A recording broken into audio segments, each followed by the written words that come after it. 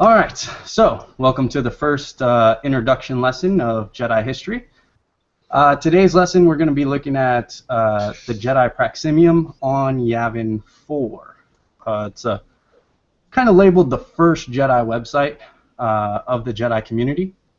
And so I want to explore kind of the evolution of the Jedi by looking at where we started at.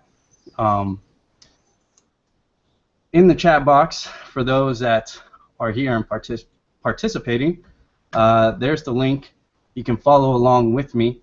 For those of you who are catching this on a recorded thing, I'll supply the link and you can follow along as you are able to.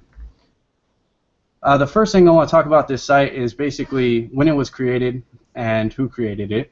And that was Karis Nightflyer, and he created it back in 1995. We don't have an exact date. That has been lost kind of just to how the internet goes. But we do know 1995 was the major update and the addition of the site. Through that time, it was added to all the way up and past episode 1. By 1999, though, the site kind of died out and is in the form that we have preserved now. I found it in 1995 going into 96, but basically it was just on accident, and I was using CompUSA computers, their demonstration computers, so I didn't have a whole lot of access or time to really dive into the website, and it wouldn't be till like 3 years later, 2.5 years later, that I would really get a chance to dig into the site and really start my journey in the Jedi community. So let's go to a website, and what I want to do is kind of talk about the front page. There's some broken links there, so some things you want to avoid. On the front page, you're going to see 3 links: Information Center, the Jedi Academy, and then a Jedi Creed banner. The Information Center does have some various links just kind of to old sites that used to exist in that time. A lot of those links are broken and dead, so they're not really going to work for you. But you can take a look at kind of how the website was put together, how it was formatted, and the things that Jedi of that time really sought to share. The Jedi Creed banner is no longer in existence. The creator of the Jedi Creed kind of changed the purpose of the site. So it now goes to a different website that has a completely different focus and meaning. Same creator, but as he grew, he left the Jedi community, and that site so now has a different focus, his own focus. So you can click on that if you're curious. At some other time, you can explore that, but it is not the Jedi Creed anymore. That's just a heads up. What we also have is the Jedi Academy link, and that's the one where we are going to be looking at most of the materials. So go ahead, if you can, click on that link, and the very first thing I want to actually jump into right away is the Jedi Code. You'll see it's number 4 in the training school Praximium.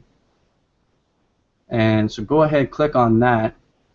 And the first thing I want to talk about is, or make note of, is that you'll see at the top it's the 4-line Jedi Code. The reason for this is when this site was first created, the 5-line Jedi Code had not yet been created. That wouldn't be created for about another year. And so you get the original 4-line code that first came about in 1987 in the role-playing guides for Star Wars. So this is the original code. This is the one all Jedi kind of started off with. The 5-line code, even though it would be created a year later, still didn't really catch on until about 2002 when BioWare decided to use it for one of their games. So this is the first look that Jedi had in their first real introduction into Jedi philosophy. And you can see that the rest of the page is kind of a reflection or a interpretation about what the Jedi Code is. And I want you. I'm not going to really read this out. It's not that long, but if you could just read that explanation there, it has an interesting take to it. It's not something that you see these days. When you read this, you can see very much the evolution that reflection and interpretations of the Jedi Code have taken. In this, you have a much more it's short. It's not as in-depth as a lot of interpretations, but it also doesn't follow the kind of same pattern that interpretations do these days. So you really have a completely different take on the Jedi Code. And what you can see in this is kind of still a focus on fictional aspects, or at least in the terminology. I mean, a lot of this can be applied to real life, but a lot of it you would wonder, when is it actually applicable to yourself? One of the things we can look at here is where it says, you must know always that killing is wrong. When you kill, you commit a crime against the Force. Now that's very fictional terminology, yet at the same time could be applied to our everyday lives. But again, when is that going to really come across? Now interpretations of that can vary. We can bring that down to animals. So maybe it's preaching a kind of vegetarian lifestyle, if you want to take that angle. But mostly it is just taking the code from the Star Wars perspective and then kind of just giving you ideas and interpretations on how these apply to life in general. So this is something I really like. I just really like this exploration into the early version of the code. And one of the things I want to do right now is kind of just after each section that we tackle is open it up in case anybody has any questions or thoughts on the Jedi Code section and how it kind of applies or has evolved over the years, or if you have any questions pertaining to that. So guests that are here, if you have a question, you can put it into the chat box, or you can put it into the Q&A section, or you can just raise your hand. And anybody? Anyone? Last one. Okay. All right. So no questions. We will be moving on. You'll see a little link at the bottom to return to the Jedi Training School. And then the next section that we want to go to is Introduction to the Force. This is listed as the #1 lesson. That's the first thing Jedi are taught at this website. Clicking on it, what you're going to notice is 3 pictures of 3 fictional Jedi and quotes that accompany those pictures. So you have Obi-Wan Kenobi, Yoda, and Qui-Gon Jinn. Some great fictional Jedi. But this I want to highlight because it shows what Jedi lessons were when we first started. When we first started, this is what you got for Jedi lessons. You got quotes from the books, from the comics, role-playing guide, the movies. This is what you looked at. And what your instructor or what these websites would do is that they were asking you to reflect and contemplate the quotes from these movies and how they apply to your life. It was left to you to kind of dig in to the lesson itself. So when you had a quote such as Obi-Wan's, "The Force is what gives a Jedi his power.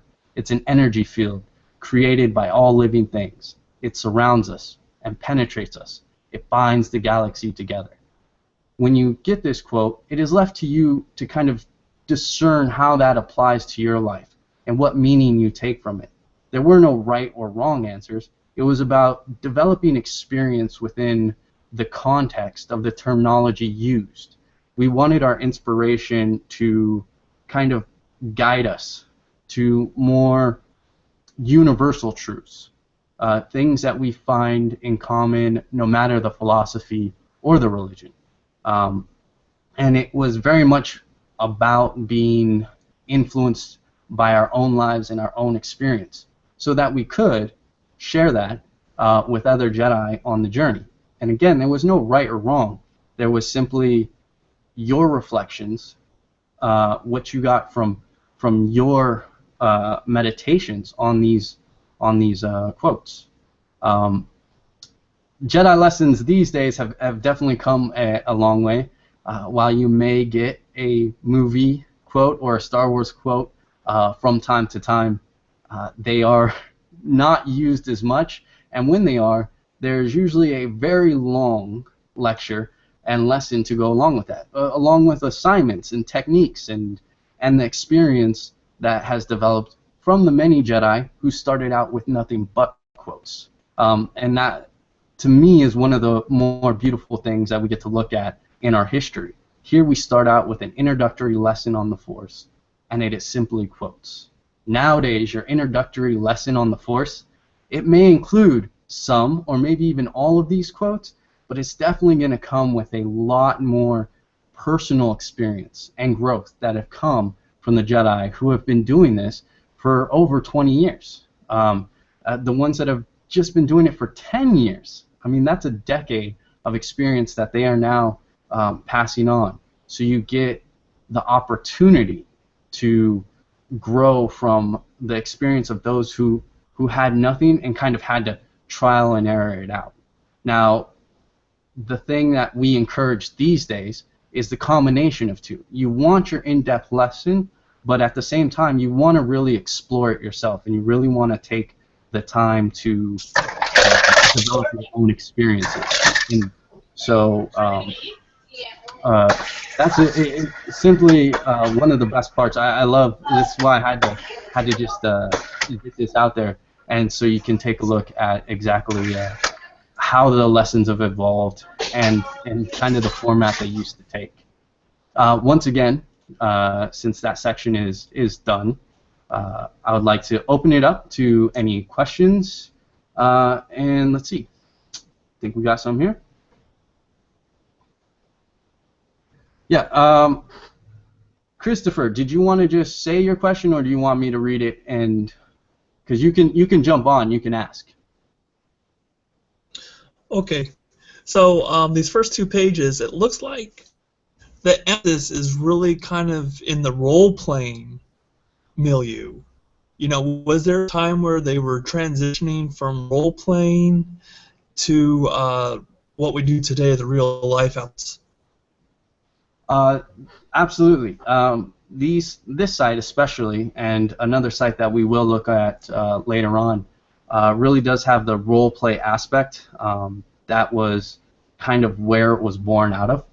And it does transition, but you don't really see it at this site. You see it a little bit towards 1999, and we're going to look at that lesson coming up. But really, you don't see that transition until about 1999, going into 2000, where a lot of it starts moving away from the role-playing aspect and the storytelling aspect, and kind of gets back into, well, how can we apply this to everyday life?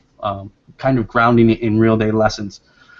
But this site and a couple others don't really make that transition, and you don't really see it. So at this site, what you do see is kind of where we started out, and kind of how we had to transition. How we could. You can notice we can't just stick with that, right? That will only get you so far. Even when you're looking at it, you're meditating on it, you're contemplating, and you're applying it to everyday life, you're going through experiences, trial and error, you realize that it's actually lacking a lot of stuff, which obviously, you know, when you look at the lessons these days, yeah, I mean, you can't even compare the two. I should probably do that next time I do this, is have a comparison lesson of the introduction of the Force, just so people can see kind of where we are now. For those who are not a part of the Jedi community, but yeah, there is a transition, but you don't really get to see it at this website. Let's see. Okay, so I think that's all the questions, unless anybody hands any questions. Any questions? Oh, no. All right. Well, either I'm that good of a teacher, or you guys are really boring.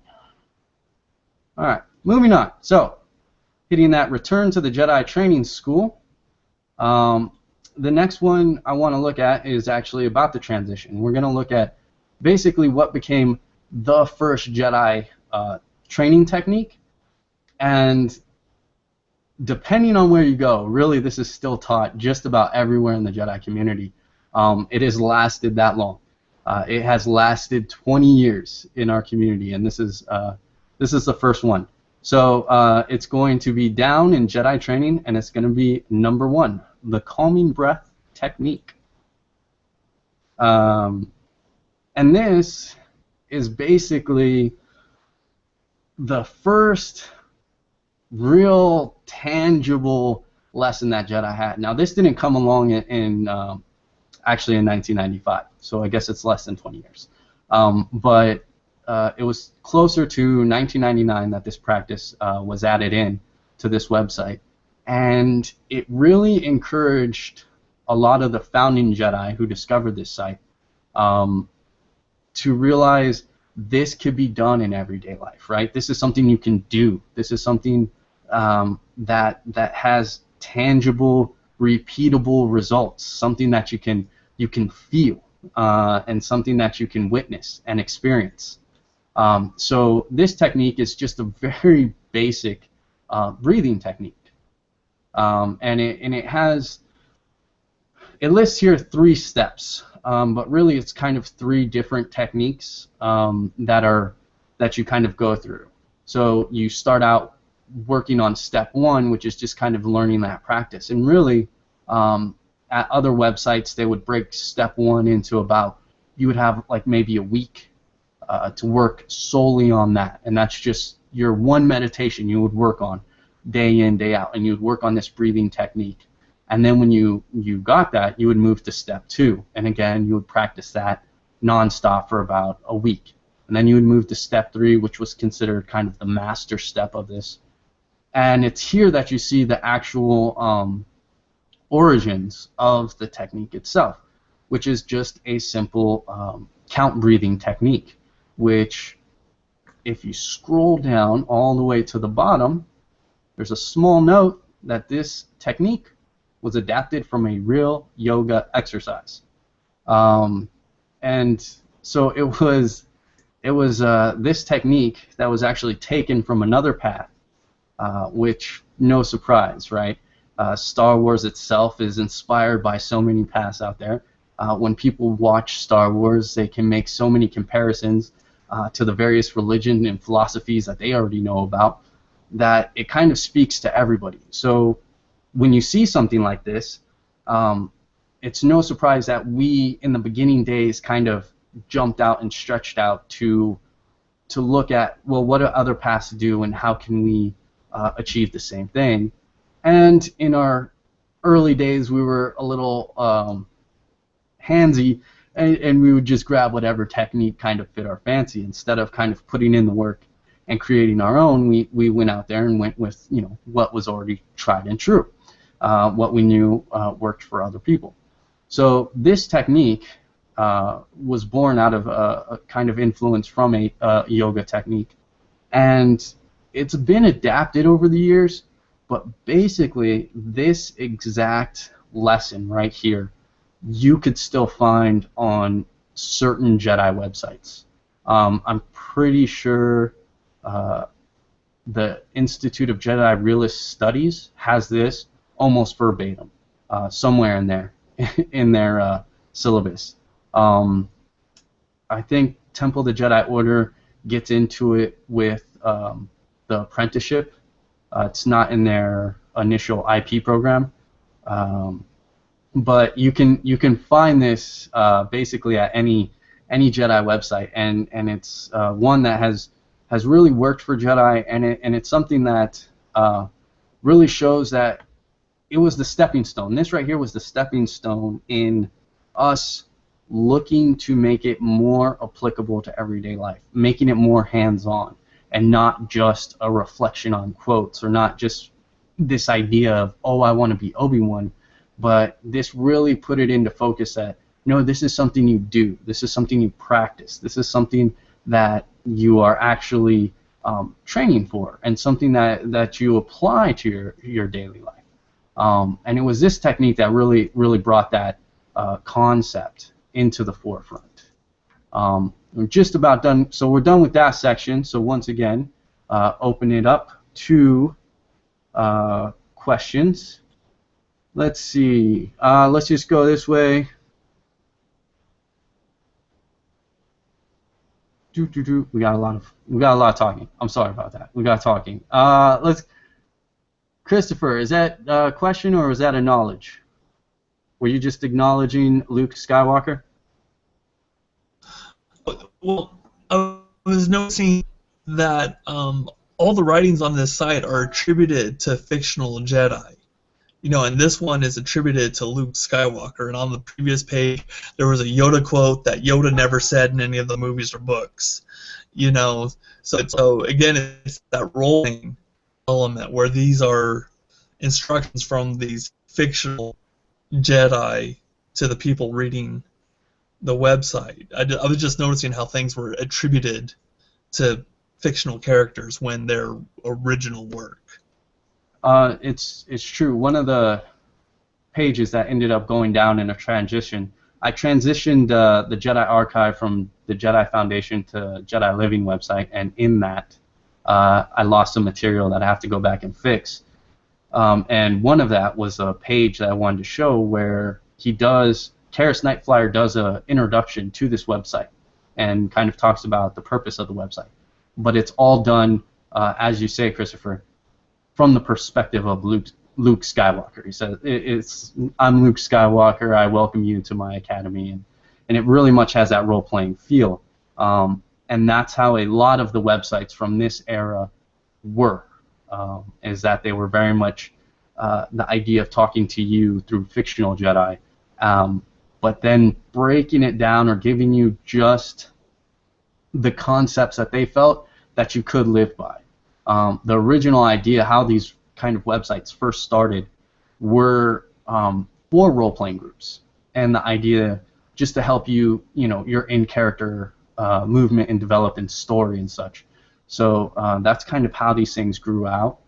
But this website is the first one to really knock it down and give you the concepts and the techniques to apply to your everyday life. So certainly it does have that feel. It was a question from Hannigan, I believe. Was the breathing technique taken from iJedi? It wasn't. It was actually put out there before, and it is, as noted on the website, it is actually from a yoga technique, which is just a simple breathing, breath count, which is severely old. It's a severely old technique. Next question from Gabe, or Angelus, if you prefer. I'm sure more people from the Jedi community know him as Angelus. Did you want to say your question, or you want me just to read it? Yeah, basically I was asking, why do you think the focus was always on sitting or laying down when meditating or breathing? What about the moving meditations or more fluid ones, or was that something that happened more recently? When we first started out, meditation still had that idea of Zazen kind of style, right? So you're way more. It's about sitting. It's about being still. It's about being comfortable as well. There wasn't a big focus on the plethora of meditation techniques that are out there. So when we first started out, our own limited knowledge of techniques and practices, what other paths and philosophies had already been doing for centuries, was still new to us. So there was that growing period of, oh no, this is what meditation is, right? It's sitting down, it's being still, it's not active. It's about calming, and it's about centering.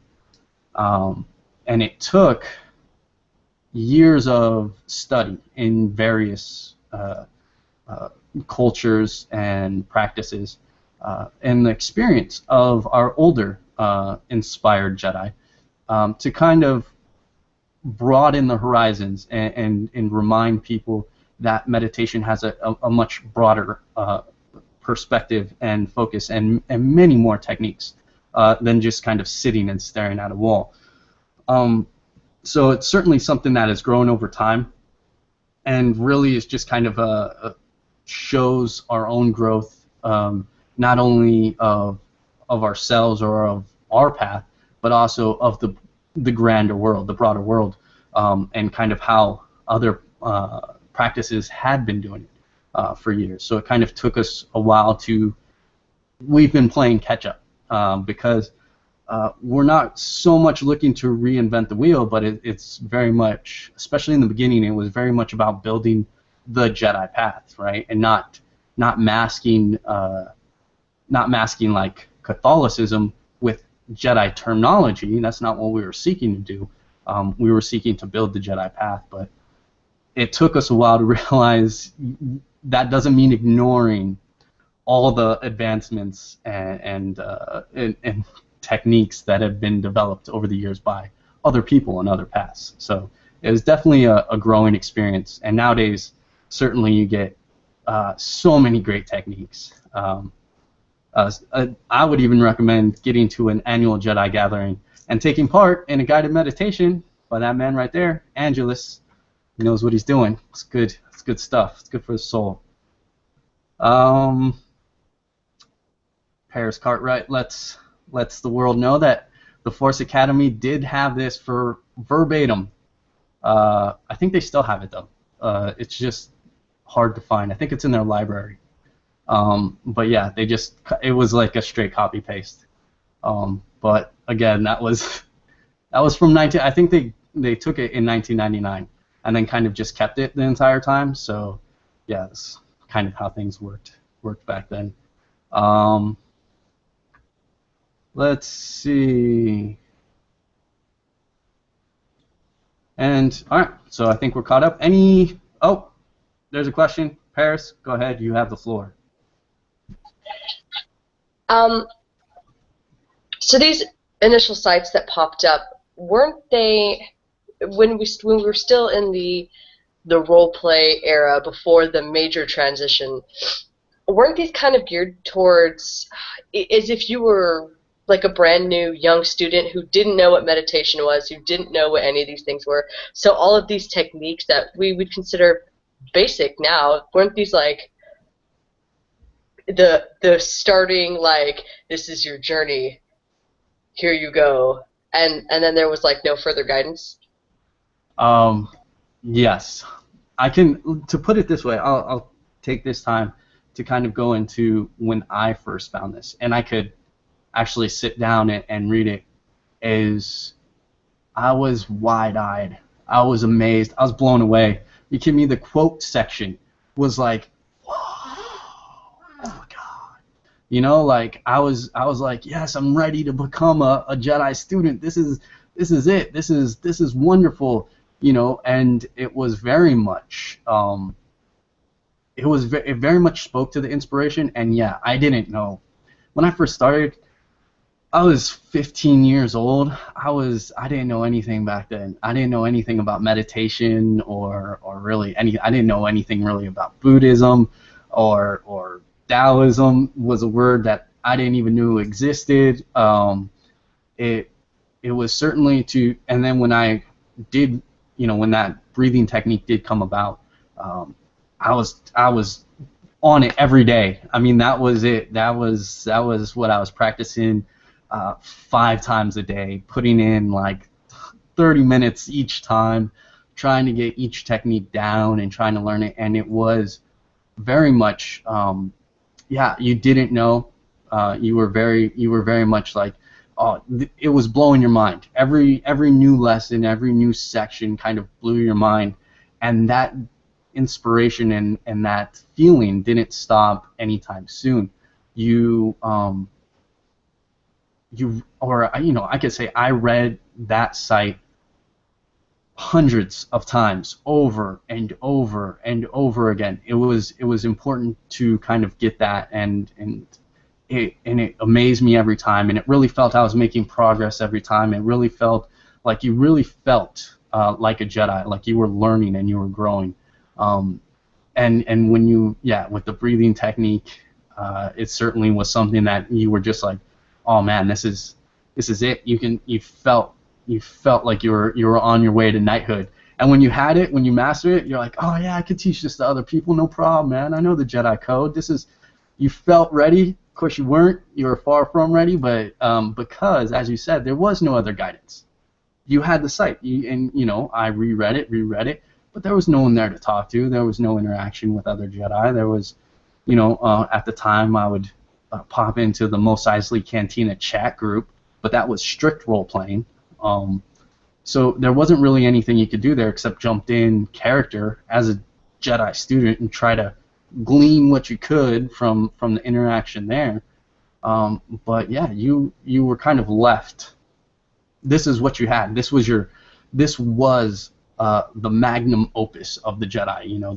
This is what you had. This is it. And once you memorized it, and once you knew it, you felt, okay, well, I'm done. I have this. I'm a Jedi Knight now. And kind of built a culture that wasn't ready, that thought it was. But yeah, it took. Summer of 1999 is when really the interaction using message boards and chat rooms solely geared towards actual Jedi application, for it to really sink in how it was just the beginning, how that website was very much a brief and small introduction. But at the time, you felt you knew it. You felt, especially when you knew when on the website they were quoting from a movie or they were quoting from the book, and you were like, oh yeah, he referred to that as the tree and not the cave. That's from the book. I know that stuff. You felt more educated and more prepared than you truly were. But yeah, you were definitely, I was definitely bright-eyed when I first discovered it, and certainly felt accomplished. And the technique now, I can look back and say, oh, it's very simple. It comes from this. It's come from that. It's very minimalistic. It's basic stuff compared to what we do now. But back then, you had no comparison. So it was the level. It was what you tested yourself on. It's what you tested others on. Did they make it this far? Can they grasp this technique? Do they understand the meaning of the Jedi code? Things of that nature.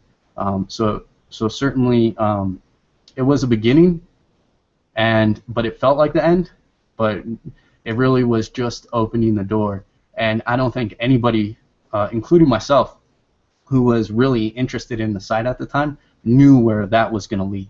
I'm pretty sure I thought that was the end-all, be-all of the Jedi path, and that it would only kind of grow from there, but meaning that you would just get more added to the website. You would just get more quotes. You would just get more lessons, but it never developed. The site itself never developed into that, and the path ended up growing so far beyond mine, and I truly believe anybody else's expectations, that it's just turned into this great, wonderful community now. But yeah, when you look back on it, it was, that was it. That was it. Let's see. Any other questions from this gallery of Jedi we got going down? All right. Okay, so we basically handled the Q&A. We looked over a few things. I'm not going to go over all the pages here, but if you go back out, return to the Jedi Training School, you're going to notice that it's broken up into its different chapters. Jedi History, it has a Jedi History section, but that's all fictional Jedi stuff. And the Jedi Training, you have a couple basic techniques that were taken from other paths, and then once again goes back into fiction. And the last part, or where the site started going, was sword techniques, but described under lightsabers. That was becoming popular at the time. Kind of how to use a lightsaber and things of that nature. This I leave open to you to explore at your leisure. This site's not going anywhere. As I said, in moving it from one server to another, I kind of lost some material. But all these links should work for you. You can peruse the site, kind of look at where we came from, and kind of and see how we've evolved, you know, in that time. As we progress, you're going to see the different sites we get to. You're going to see kind of an evolution of where we are now and where we started from. And there is an arc to our growth. It is something very tangible. It's something you can very much witness as you go through our history on the various websites in their time frame. But the kind of the last thing I really wanted to touch on is simply talk about kind of the legacy of this website. It really started people on the path to create something more. Bail Legato first discovered this website and found it interesting, and he went on to create the Jedi Academy, which would become the biggest and most active Jedi website in the Jedi community for many years.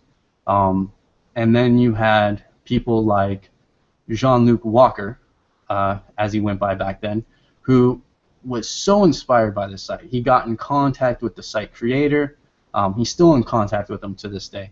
But it inspired him to create his own website, Jedi of the New Millennium, which would take these techniques and preserve them and ensure that these techniques continued on through the peak of the Jedi community.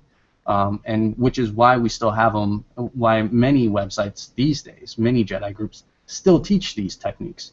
And it all kind of started with Jean-Luc Walker preserving and passing on the techniques through Jedi of the New Millennium website.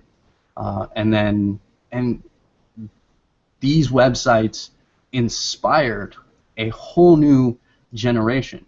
The Jedi Academy, with its easy board, message board format, would inspire hundreds of Jedi sites and organizations to be created. Jedi of the New Millennium would have a lasting legacy all the way into 2004, and kind of ensuring sort of a kind of what not to do, a warning of Jedi politics, invaluable lesson. The legacy of this site was that it inspired many of the founders to build something more, to offer what they found lacking in the website.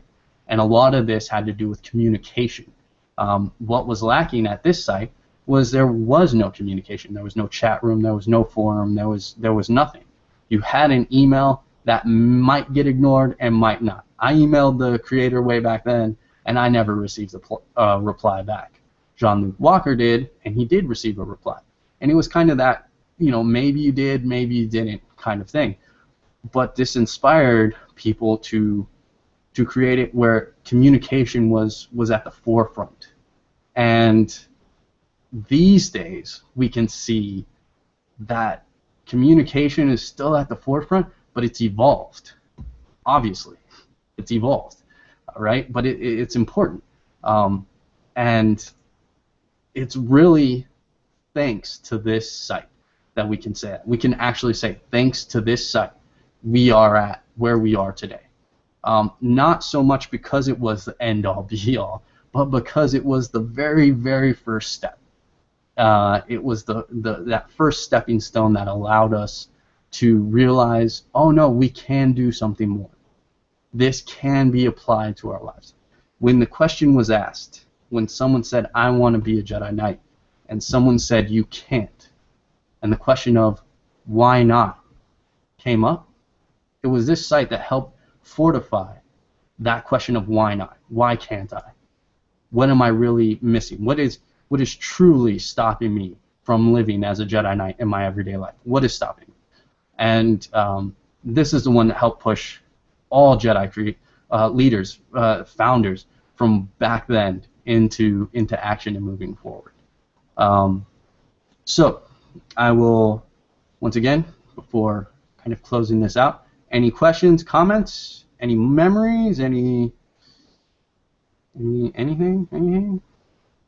All right. Okay, so that's basically wraps it up for this lesson. Bit shorter than I wanted, but I'm okay with that. So we'll be repeating this show on Thursday at a different time, and then next week we'll be exploring almost a sister site that came out a couple years later that helped evolve the Jedi community and inspired what would become the biggest and most active Jedi site, known as Jedi in capital letters. And we'll talk about kind of the site that inspired those huge projects such as Jedi Creed and the Jedi Organization and Jedi United and Jedi and all these great sites that many of the people here certainly have been a part of and remember. So feel free to join us next week if you can. And that wraps it up. Thank you for joining us.